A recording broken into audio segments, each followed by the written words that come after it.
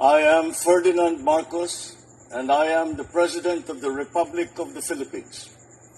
I stand today on behalf of 110 million Filipinos. Everyone, hello Universe, it's me again guys. Ayan, shoutout sa inyo mga kababayan.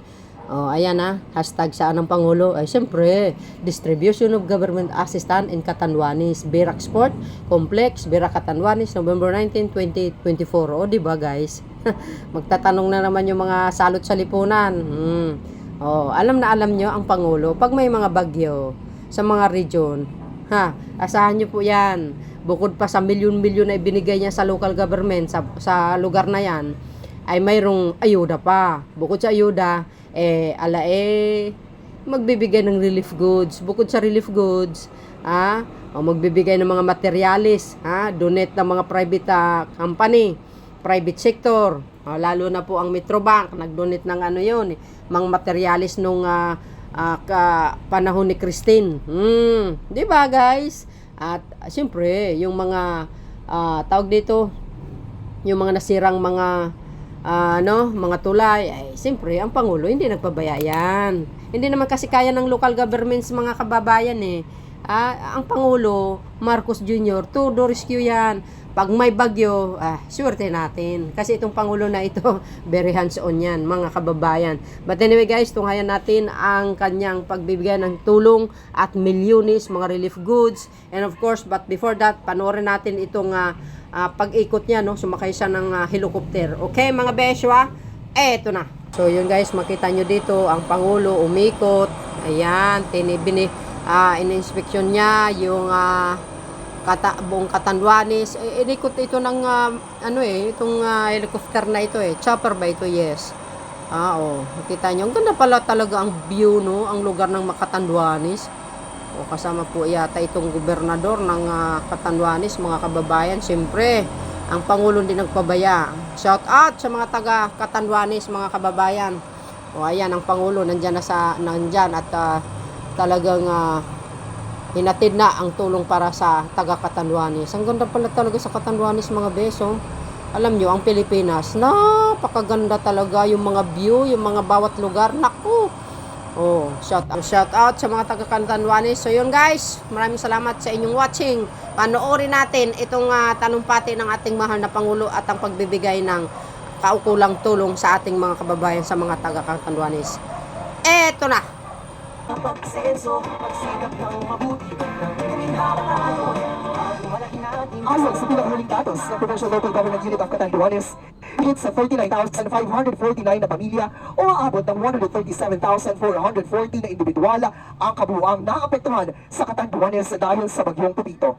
Mayroon na rin ito lang 3,716 na kabahayan na totally damaged at 10,713 kabahayan na partially damaged.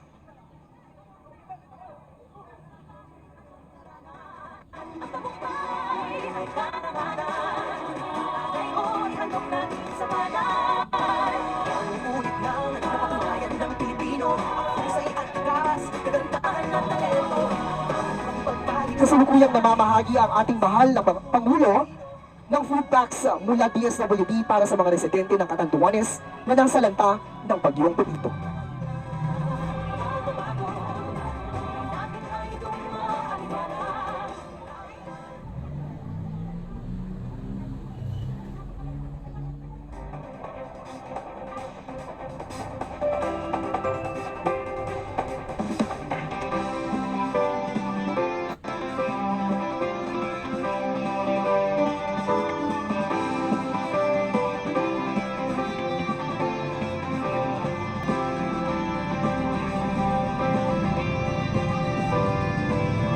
Maaari na po tayong maupo.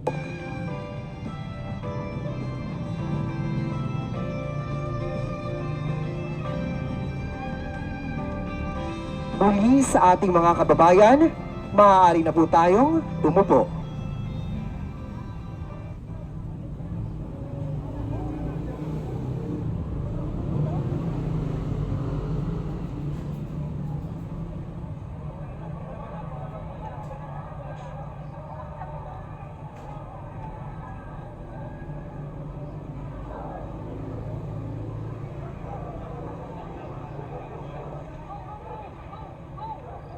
Magandang umaga po sa ating lahat. Sa araw na ito, mamamahagi po tayo ng tulong mula sa ating gobyerno para sa mga kababayan na nasalanta ng bagyong Pipito.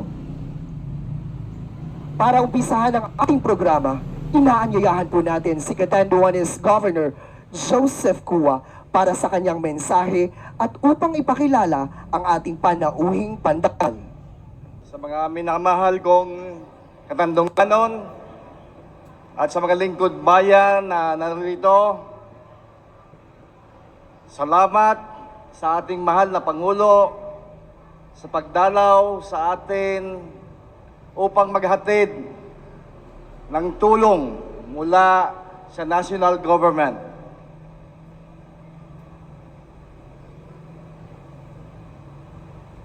Ang inyong pagdating, mahal na Pangulo, ay patunay ng inyong dedikasyon sa agarang pagtulong sa amin at tunay na pagmamahal sa amin.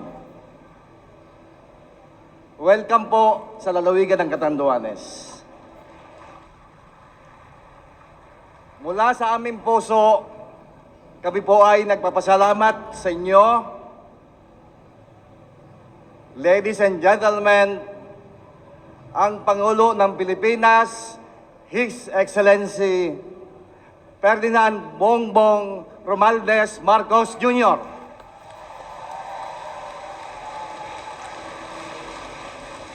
Maraming salamat po sa inyong pagpakilala ang ating mga opisyal na nandito, ating mga kongresista, at andito rin po ang ating mga kasama sa kabinete at sinasama ko po sila upang makita nila mismo ng sarili kung ano ang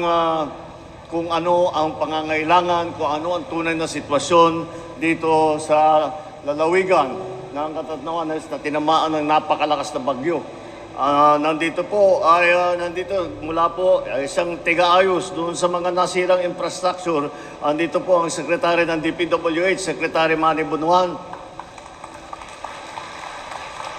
At upang magbigay ng tulong para sa mga manggagawa na nawalan yung mga lahat po ng ating mga nasiraan ng hanapbuhay, nawalan ng trabaho dahil nasira ang kanilang mga tindahan, nasira ang kanilang, nawala ang kanilang mga bilihin. Ito po ay nagaling po sa DOLE, ang Department of Labor and Employment. Nandito po is nandito po si Secretary Benny Laguesma. Magaling po kumanta yan, kakantayan mamaya. At ang ating bagong DILG Secretary na dating Governor ng Cavite, andito rin po. Sanay po siya sa mga ganitong klaseng sitwasyon dahil nag-governor siya. At mabuti naman sa DILG na siya at marami siyang magagawa at siya yung nag-coordinate sa gitna ng national government at saka sa local government. Hindi po namin malalaman, hindi po namin magagawa ang aming kailangan gawin kung walang tulong ng mga local government official. Kaya nandito po ang DILG Secretary John Vic Remulla. At yung mga kasama natin sa iba't ibang ahensya, sa ating Civil Defense Authority, yung pong silang namamahala sa lahat ng tulong, lalong-lalo na silang nagre-report sa akin tungkol sa mga sitwasyon sa iba't ibang lugar. Kaya po kami nandito dahil nag-inspection po kami at tinignan namin sa helicopter, nakita namin kung ano yung mga naging damage. At mukhang tama naman yung mga rini-report sa akin nung kami nasa Maynila at tinitignan namin ang sitwasyon dito sa inyo, ay talaga ang naging problema dito ay yung hindi masyado sa ulan, ngunit ang lalakas ng hangin. Kaya ay umabot yata rito ng 230 kilometers. At saka yung pagkabugsok ng hangin, umabot ng 300 plus kilometers per hour. Napakalakas po yun. At hindi naman katakataka. Kaya nung umiikot kami, nakikita talaga namin yung mga yero ng mga building ay parang tinalupan na prutas at nawala lahat ng mga bubong at nakita natin yung mga light materials lamang ay mga light construction materials lamang ay talagang dala dahil sa lakas ng hangin. Kaya nandito po kami upang magbigay. Ito po nasa likod ko. Ito po ang mga relief goods namin. Itong food pack. Ito po ay pagkain sa bawat isang kahon para sa isang pamilya. Makakatagal po ito ng mga 3 araw. Mga halos ganun, ng 3 araw. Kaya lahat po ng nasa evacuation center na hindi pa makauwi ay binibigyan po namin nitong hanggat kailangan po ninyo. Walang deadline po ito. Hanggat kailangan ninyo na magkaroon pa ng food pack, magpapadala pa rin kami ng patuloy. Wow. Ganyan ang Pangulo. Pati yung mga na-displaced, na nawalan ng tirahan, na napunta sa bahay ng kanilang kapitbahay, ng kanilang kamag-anak, ng kanilang kaibigan, ay sila rin ay bibigyan po natin ng food pack at tuloy-tuloy ang suporta po ng ating gagawin. Kasunod na dyan, nakita po ninyo, meron dito ang IX payout. Ito naman po, dahil ang mga iba't ibang pamilya ay may pangangailangan na hindi lamang food pack. Meron po kami mga sanitation, meron pa kami mga medical kit. Ngunit, iba't ibang pamilya may pangangailangan na iba-iba. Kaya meron din tayong binibigay na cash assistance. Itong cash assistance para magamit po ninyo na pambili. Kung may maliit kayong bata, pambili ng gatas. Kung meron kayong inaalagaan na may sakit, makabili ng gamot. Yun po, para yan po yan. At patuloy din po yan. Para naman patuloy natin tinutulungan ang ating mga kababayan na nangangailangan. Ang susunod talaga, pagkatapos po ng itong itinatawag na relief goods, yan po, ito yung food pack, ito po yung sanitation na pack, yung medical kit, lahat po yan. Bukod pa riyan, ay nakita naman po natin, kagaya ng aking nabanggit, ay ang talagang tinamaan, ay ang mga struktura ng mga bahay. Kaya ang reconstruction ngayon, ang ating bibigyan ng pansin. Dahil kailangan po nagbibigay po kami, wala pa rito, ngunit susunod na po, nagbibigay po kami ng mga mga building materials po, mga yero, mga 2x2, pati martilyo, pati pako, magdadala po kami para kahit pa paano masimulaan ninyo ang pagpaayos ng mga inyong mga bahay, yung mga damaged na bahay, at saka ang tinitignan po namin ay yung damaged homes at saka fully damaged homes. Yung fully damaged homes, wala na, hindi na maayos, kailangan magtayo ng bago. Yung partially damaged, yun pwede pang ayusin. Kaya meron po tayong binibigay din na cash para makabili po ng mga iba't ibang gamit na pangangailangan ng mga magre-reconstruct at magre-rebuild ng inyong mga bahay. Ang susunod namin dyan, siyempre, kasabay niyan, ang kasabay po ng reconstruction ng mga individual na private na tirahan ay ang mga government buildings na tiyak po tayo, okay naman ang ospital, mga government buildings na nasira, meron yata tayong mga bagong tapos na government building na nasira na naman. Wala tayong magagawa. Yan ang weather, kailangan na lang natin balikan. Para naman ang serbisyo ng pamahalaan, local government, national government, ay meron tayong headquarters, meron tayong magamit. Kaya titiyakin natin na kahit papano, yung ating mga services na binibigay sa taong bayan ay tuloy-tuloy lang po.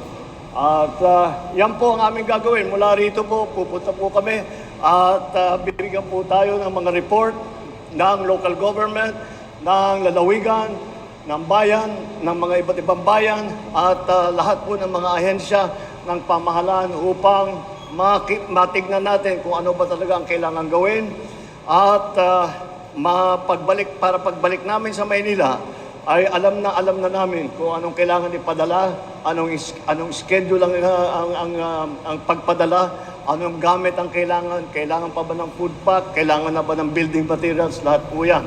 Kaya yun po ang gagawin namin ngayon.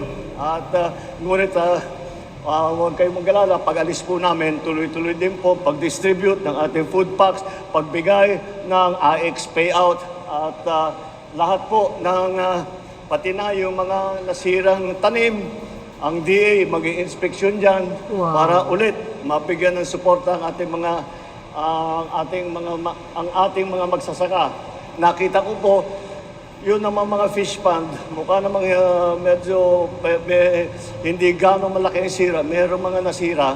Kaya yun din para sa ating mga mangingisda ay magbibigay din tayo ng tulong para makabawi po at makabangon ulit mula dito sa bagyo na ito. Napakalakas po ng tama ng Pepito at kayo ang nauna, kayo ang sa palagay ko ang probinsya na tinamaan talaga ay Aurora, Catanduanes, Nueva Vizcaya. Tumawid po ng Pilipinas. Tumawid. Galing sa Pacific Ocean, tumawid po ng Pilipinas. Inuna ang Aurora, tinamaan kayo, Catanduanes, hanggat tumawid. At marami po tayong kayo po ay makabawi na at makabangon muli dito sa ating naging sakuna na bagyo na Pepito. Yun lang po. Good luck po. Sana hindi na maulit. Mabuhay po kayo. Mabuhay ang Ganyan ang, ang titibay po ninyo. Mabuhay kayo. ang ganyan ang Pangulo. Laging on time tumulong. Di ba? Anong Sa sabi? puntong ito, inaanyayahan natin Diba, ang ating guys? mahal na Pangulo Anong na sabi niya? pag-turnover ng presidential Tuloy-tuloy ang assistance tulong hanggat para sa provincial government makabalik of sila sa normal na Catanduanes. buhay. Inaanyayahan po Ganyan! natin si Governor Ay, Gua wow. upang tanggapin ang 50 million pesos mula Laki. sa Office of the President. 50 million pesos. Maraming Nako! salamat po. Kag-government mahal na ng Pangulo, government sa ng tulong na Catanduanes, inyong guys, oh. para sa mga Laki niyan. mamamayan ng Catanduanes. Malaking tulong po ito upang makabangon ang mga nasalanta ng bagyong Pepito. Sa Wow. pagkakataong ito, inaanyayahan po natin ang ating mahal na Pangulo para sa isang group picture. Para sa lahat ng mamamayan ng Hinihiling po natin Catanduanes ang ating yun. mga beneficiaries at mga bisita na magsitayo at samahan ng ating mahal na Pangulo para sa isang group photo. Oh, yung 50 million para sa Catanduanes yun. Sila din ang makikinabang lahat. Bukod pa doon sa mga Ready at the ayuda. count of 3, Mr. President? See guys, yan ang Pangulo ko, the best. Kayo naman oh, shout out sa mga Marcos loyalists and supporters. Filipinos and OFW, shout out sa inyo lahat. 2, 3. Oh, di ba guys? Shout out sa mga taga Catanduanes. Huwag kayong mag-alala, ang Pangulo hands-on tumulong yan. Kampante tayo kahit gaano kalakas ang bagyo, no problemo. Si PBBM, the best yan. Pag Marcos, Maraming salamat po muli, mahal na Pangulo. Pag Marcos ang mamumuno, huwag kayong mag-alala pagdating sa sakuna. On time yan. Tingnan nyo. Bukod sa 50 million, mayroong pang ayuda. O, di ba guys? May ayuda, may relief good, may mga materials. O, yung mga nasirang mga tulay, gagawin, tutulungan ng national government, ang local governments. Hay! Saan kayo makakita niyan? Tapos sasabihin nyo, walang nagawa ang Pangulo. Hoy! Tapos sabi ni Sara, hindi magaling na Pangulo. O, ikaw, magaling ka ba? Ang tanong, issue pa more. So yun guys, hanggang dito na lang ang aking video. See you again on my next upload video. Bye bye bye and babus. God bless Philippines. Sana po ang 50 million talagang para sa Catanduanes. Babus!